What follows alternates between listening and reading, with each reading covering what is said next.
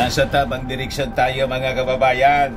Sabi ng ating Pangulong, BBM. BBM. Bakit na niya, Mr. Maravillas? Ito yung... Nagpapagang mga balita at pagtalakay sa mga isyu ng lipunan. Bulsa, opinyon, balat at paglalantad sa katotohanan. Bulsa, what you see is what you get. You decide. Kung sabi ng ating Pangulong Bongbong Marcos, hindi ng isang maritime expert pala. Yan po, mga kababayan. At pati ng ating Defense Secretary na si Gibo Chidoro, kayaan niya Mr. Maravillas, yung mga kaalyado ng China dito sa ating bansa na mga politiko na wanted ng Amerika. Problemado ngayon. Problemado po, kitang-kita sa kanilang mga pagmumukha.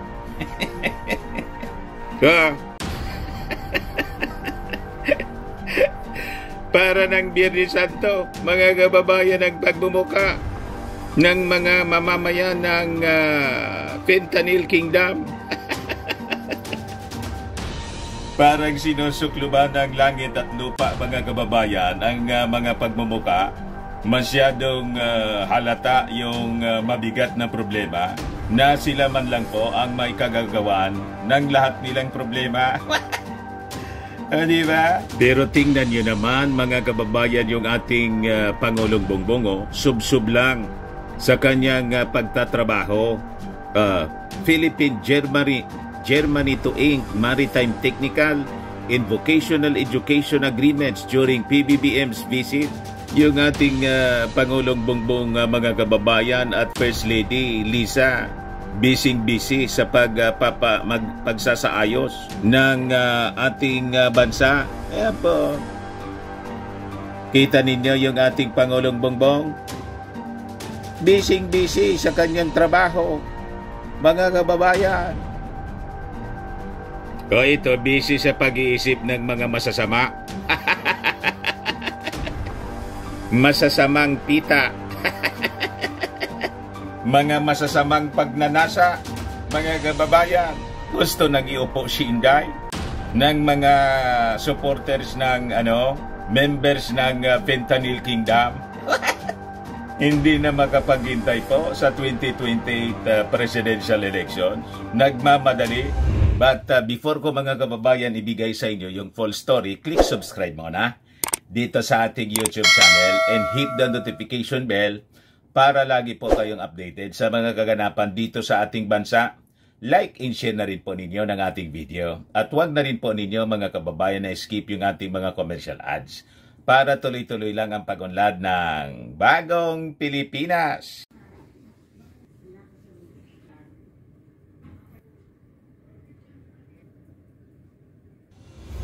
Sa mga naghanap ng malinis and spacious fitness gym, punta lang po kayo sa aming Colossal Fitness Gym. We also offer Grab Car Rental with our brand new 2023 model ng Toyota Innova. We also accept booking for those who are planning to travel via PAL, Cebu Pacific, and other airline companies. And bills payment for Meralco Bills, PLDT, etc.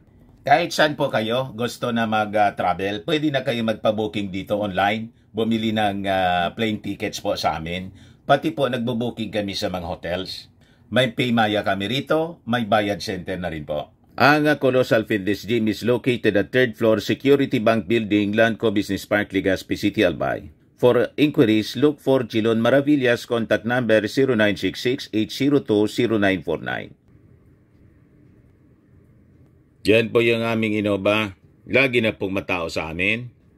Na-set up na rin yung aming mga bagong gym equipments. May treadmill na rin po kami.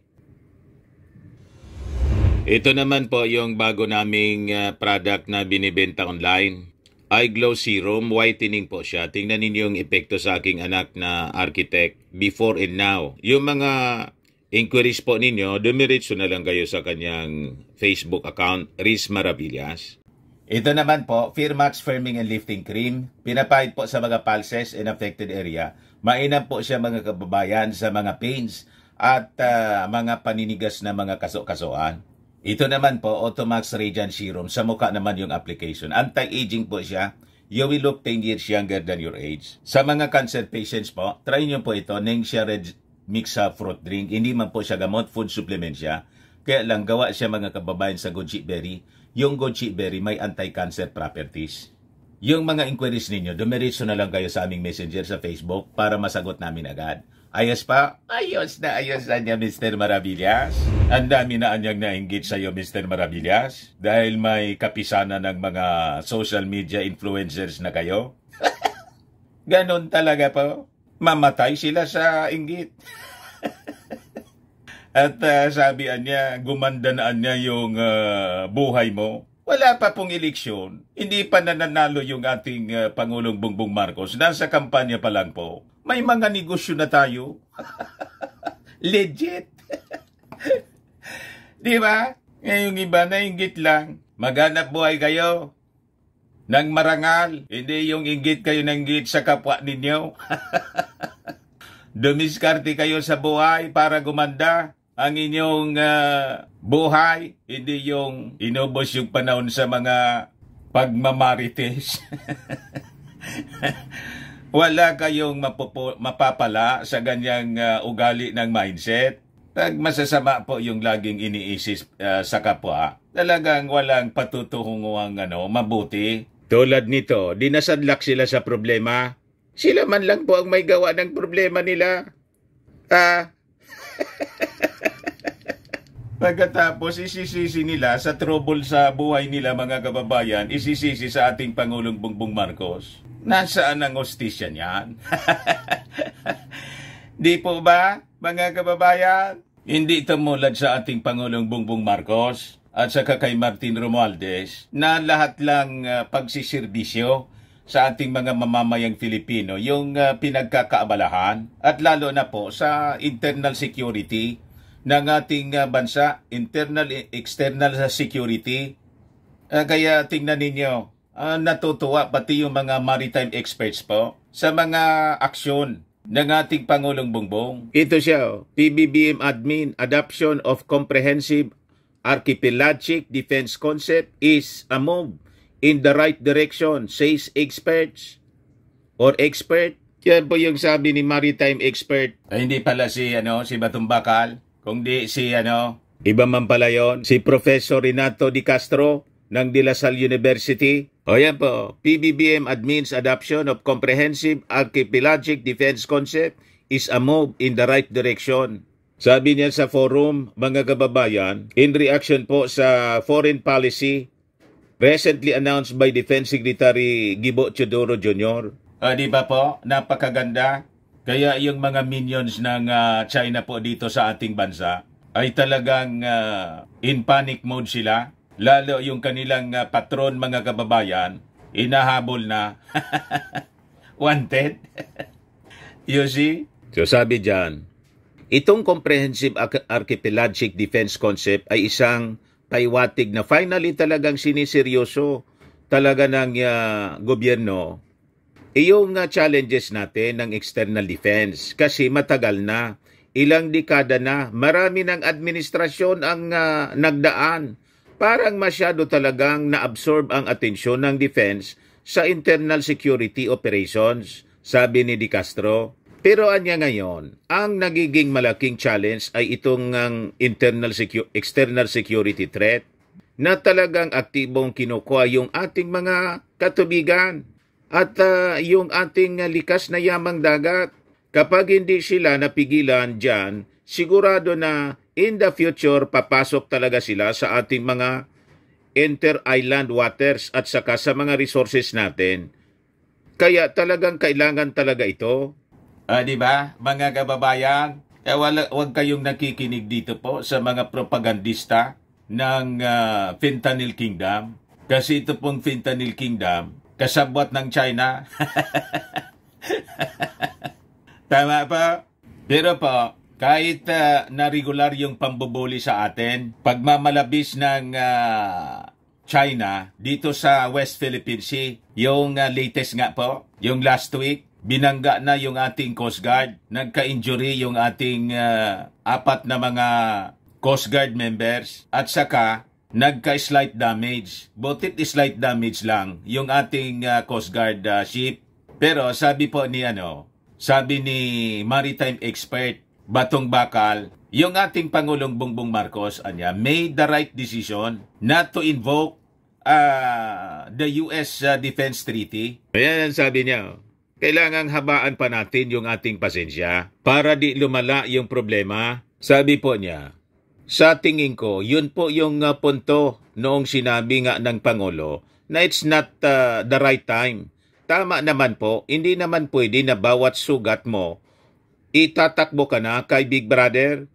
He also underscored the country's obligation and responsibility to keep situations under control so they do not escalate into more tensions or even armed conflict.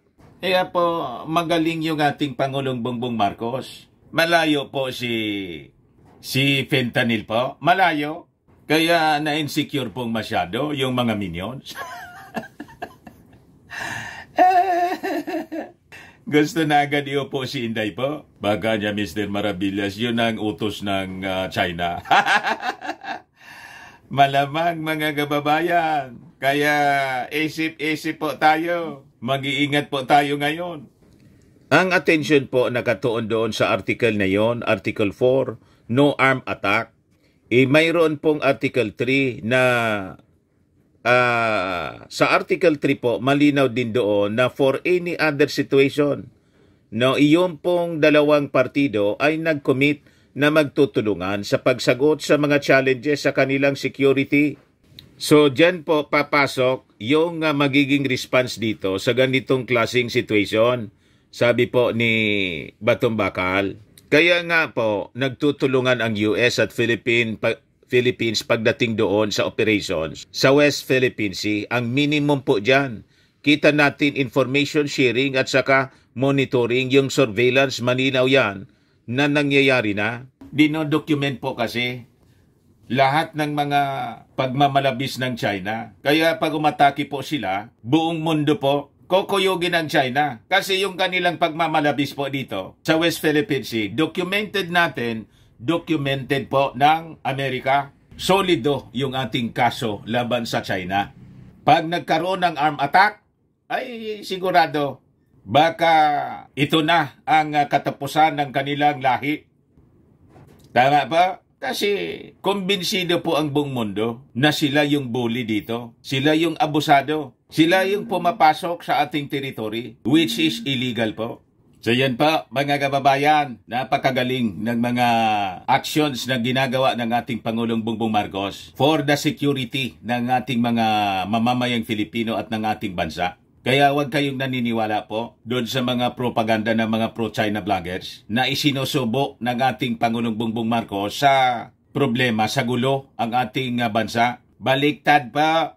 That is the propaganda line, mga kababayan ng China para siraan po ang mga actions na ginagawa ng ating Pangulong Bongbong. O ngayon, sabi dito sa balita, Armed Forces starts fortifying Philippine Maritime Defense. Defense Secretary Gibo Teodoro revealed that the Armed Forces of the Philippines has begun implementing the comprehensive archipelagic defense concept for external security amid China's continued harassment of Filipinos in the West Philippine Sea. We are developing our capability to protect and secure our entire territory and exclusive economic zone in order to ensure that our people in all the generations of Filipinos to come shall freely reap and enjoy the bounties of the natural resources that are rightfully ours within our domain.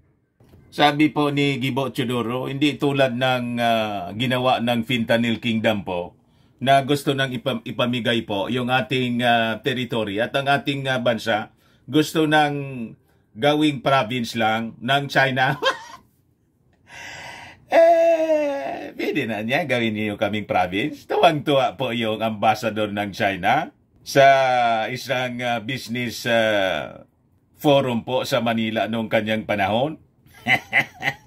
Sabay po kabit ng mga streamer sa Manila, Philippines, Republic of China.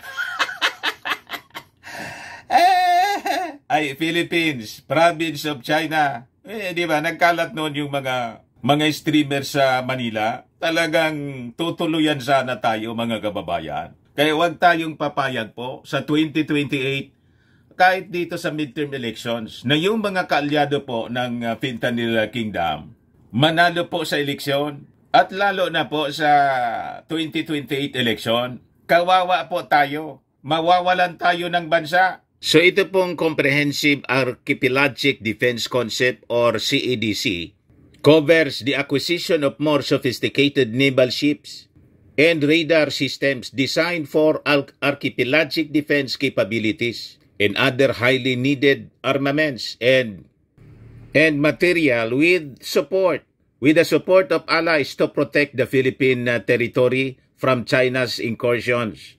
Paliwanag mga kababayan ng matapang na si Defense Secretary Gibo Teodoro.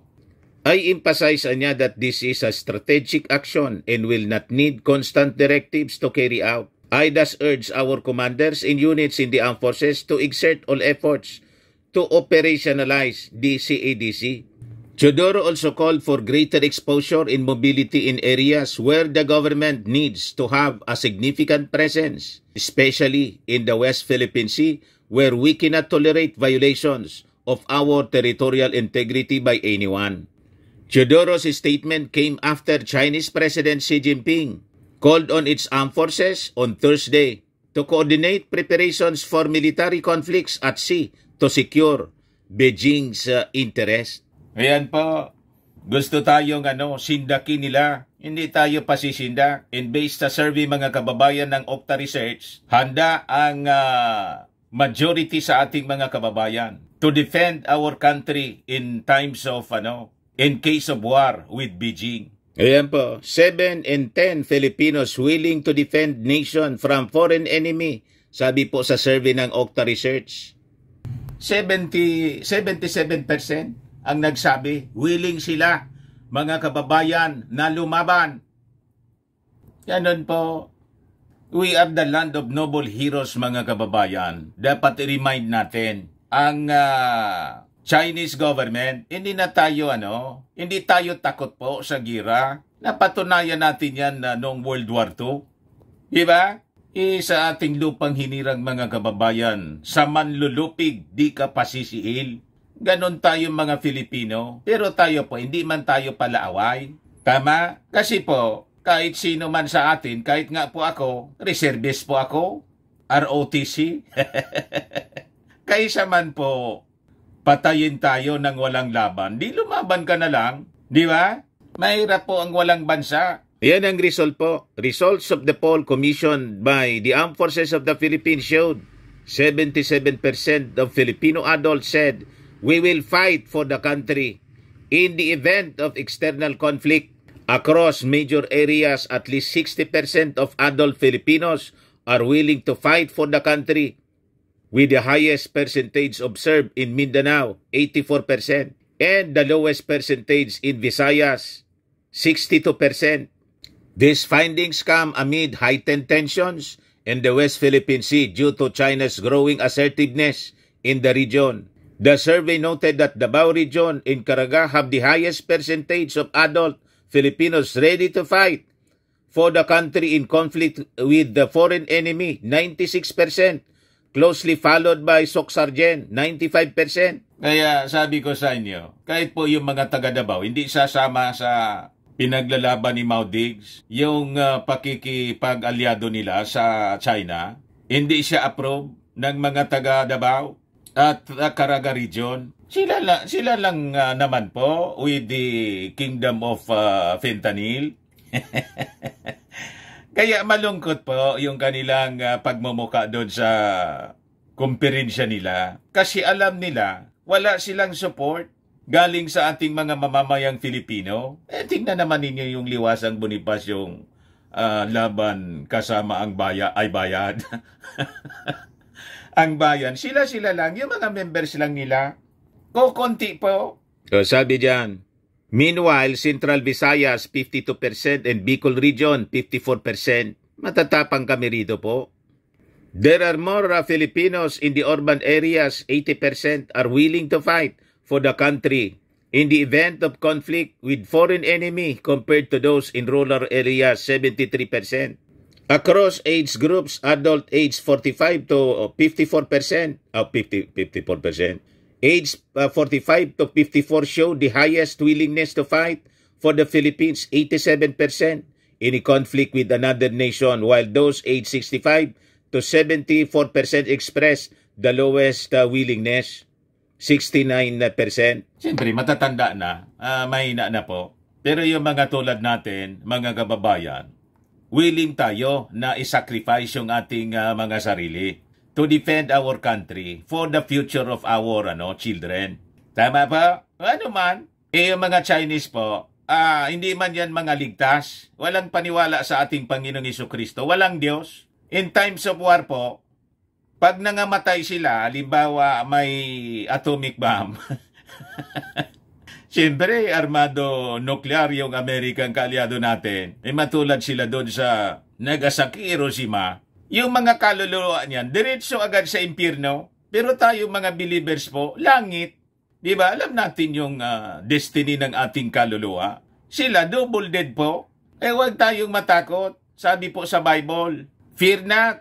Sabi po mga kababayan sa Joel chapter 3 verse 9 to 10, proclaim this among the nations, prepare for war, wake up the mighty men, let all the men of war draw near, let them come up, beat your plowshares into swords, and your pruning hooks into spears, let the weak say, I am strong. Di ba? Napakalinaw yung sinasabi sa Bible. Huwag kayong magpapakita ng inyong kahinaan, ng weakness po. Yung sinasabi po ni Maudix na nakakatakot. Kayo lang yung takot. Kami po, hindi kami natatakot. Naubos na yung takot namin. Tama, relax nga lang kami. Kayo lang naman kaya tago kayo ng tago. Sa ICC, takot na takot yung si Maudix, si Pacquiao naman, takot na takot sa Senado, sa Congress, lalo na doon mga kababayan sa FBI na inansil na po ng Amerika, ng US District Court mga kababayan yung warrant of arrest. Di ba? Pero yung mga Marcos po, hindi natatakot sa mga kaso-kasong yan. Ang daming kasong kinaharap mga kababayan, pati sa Amerika, the trial of the century, inarap po ni Mrs. Marcos, Imelda Romualdez Marcos, close to 1,000 cases po. Yan ang totoong matapang. Hindi po yun nadadala sa mga daldal dito, daldal doon. Makikita mo yon mga kababayan sa kanyang ginagawa. Pero tingnan ninyo, mahinahon lang po ang Pamilya Marcos. Wala kang marinig na pagmayabang, pero yung maisog, hindi man pala niya Mr. Maravillas maisog, kundi matalaw. Tago ng tago Ayan man lang po, mga kababayan. Ako po si Dante Maravillas. Bye-bye. God bless.